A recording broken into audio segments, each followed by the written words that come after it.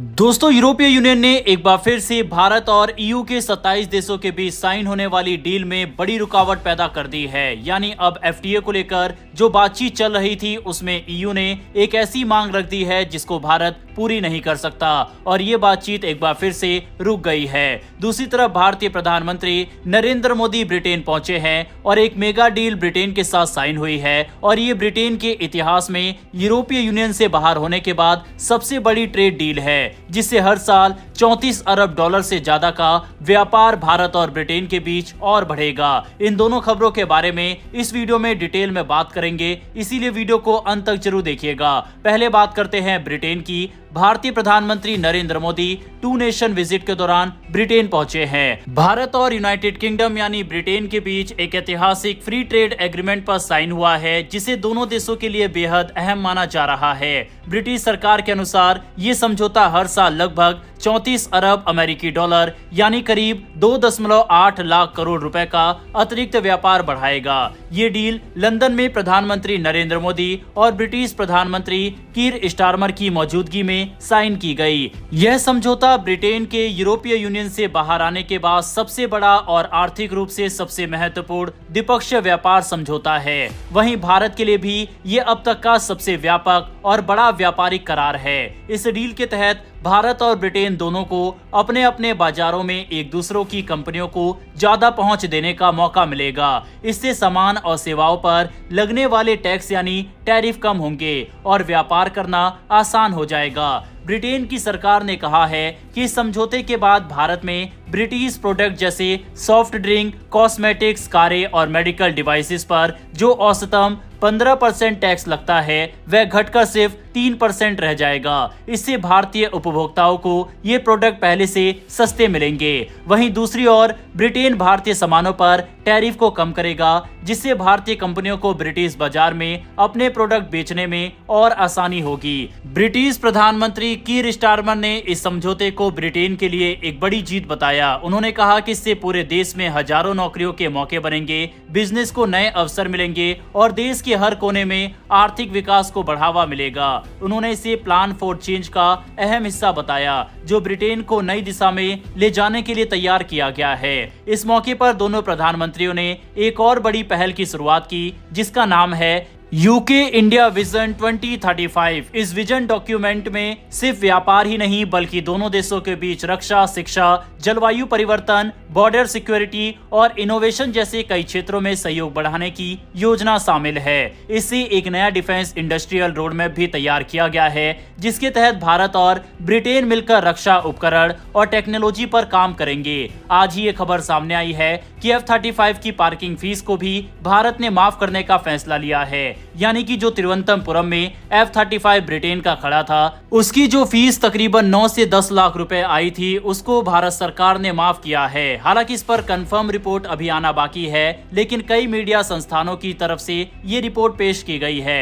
Britain ने साफ कहा है कि ये FTA दोनों देशों के लिए बाजार की पहुंच को बेहतर बनाएगा और उपभोक्ताओं को सस्ते प्रोडक्ट और सेवाएं मिलेंगी। ये सिर्फ एक व्यापारिक समझौता नहीं है, बल्कि आने वाले वर्षों में भारत ब्रिटेन रिश्तों को नई ऊंचाई देने वाला कदम है। इसमें शिक्षा क्षेत्र को भी जोड़ा गया है ताकि छात्रों और शिक्षकों के बीच संपर्क और सहयोग और बेहतर हो सके। बढ़ते हमारी दूसरी खबर की तरफ, जो कि यूरोपीय कंट्रीज की तरफ से सामने आ रही है, जिन्होंने हाल ही में भारत को न सिर्फ धमकियां दी बल्कि प्रतिबंध भी ठोके और अब एक बार फिर से नया विवाद यूरोपीय यूनियन ने भारत के साथ खड़ा कर दिया है। दरअसल भारत और यूरोपीय संघ के बीच फ्री ट्रेड एग्रीमेंट को लेकर बातचीत काफी समय से चल रही थी, लेकिन अब एक नए प्रस्ताव को लेकर भारत ने कड़ा विरोध जताया है। यूरोपीय यूनियन ने एक ऐसा सुझाव रखा है जो आमतौर पर किसी भी ट्रेड डील में नहीं देखा जाता। ईयू चाहता है कि भारत अगर भविष्य में पूंजी के प्रवाह यानी कैपिटल फ्लो को लेकर कोई फैसला करता है तो उसमें यूरोपीय संघ की भी राय मानी जाए। भारत को ये बात ठीक नहीं लगी, क्योंकि इससे देश की स्वतंत्र नीतियों पर असर पड़ सकता है। भारत की चिंता यह है कि अगर कभी आर्थिक संकट आए या फिर किसी आपात स्थिति में सरकार को पूंजी निकासी या निवेश पर रोक लगानी पड़े तो उस समय यूरोपीय संघ के इस अधिकार की वजह से भारत के फैसलों पर सवाल खड़े किए जा सकते हैं। इससे भारत की नीतिगत स्वतंत्रता पर असर पड़ेगा और जरूरी समय पर जरूरी कदम उठाना मुश्किल हो जाएगा। 2013 में जब भारत में करेंसी संकट आया था उस वक्त सरकार ने पूंजी के बाहर जाने पर कुछ प्रतिबंध लगाए थे। ऐसे हालात दोबारा भी आ सकते हैं अगर ऐसे समय में कोई विदेशी संस्था या निगरानी समिति ये कहे कि भारत का कदम गलत है तो ये देश की आर्थिक सुरक्षा के लिए खतरा बन सकता है। यूरोपीय यूनियन ने अपने प्रस्ताव में ये भी कहा है कि एक समिति बनाई जाए जो सेवाओं और निवेश से जुड़े नीतियों की निगरानी करे। इस समिति के पास इतना अधिकार हो कि वो भारत के किसी भी फैसले की समीक्षा कर सके, यहाँ तक कि अगर भारत ने किसी संकट के समय फैसला लिया हो तब भी। भारत का कहना है कि इस तरह की व्यवस्था किसी भी संप्रभु देश की स्वतंत्रता को कमजोर करती है। भारत ने यह भी पूछा है कि अगर भविष्य में देश किसी आपात स्थिति में कैपिटल फ्लो यानी पूंजी के आने जाने पर रोक लगाए तो क्या यूरोपीय यूनियन की ये समिति भारत के फैसले को पलट सकती है। भारत को डर है कि ये प्रस्ताव उसके फैसले को कमजोर कर सकता है और अंतर्राष्ट्रीय स्तर पर उसकी नीतियों पर सवाल उठ सकते हैं। दिलचस्प बात यह है कि यूरोपीय यूनियन खुद अपने कुछ पुराने समझौतों में ऐसा कोई प्रावधान नहीं रखता। वियतनाम, सिंगापुर और दक्षिण कोरिया जैसे देशों के साथ यूरोपीय यूनियन ने जो FTA साइन किया है उनमें दोनों पक्षों को बराबर का अधिकार है कि वो आपात स्थिति में एक तरफा कदम उठा सकते हैं। लेकिन भारत के मामले में यूरोपीय यूनियन सब कुछ अलग नियम लाना चाहता है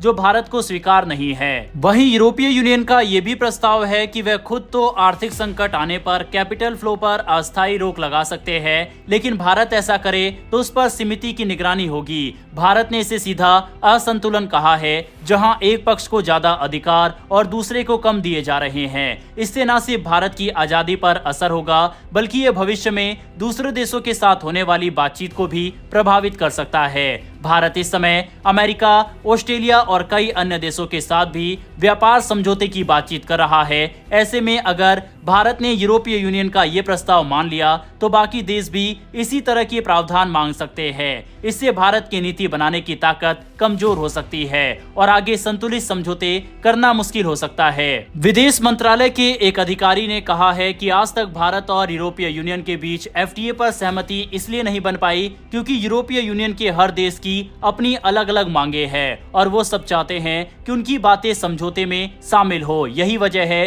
कि ये बातचीत इतने सालों से अटकी हुई है।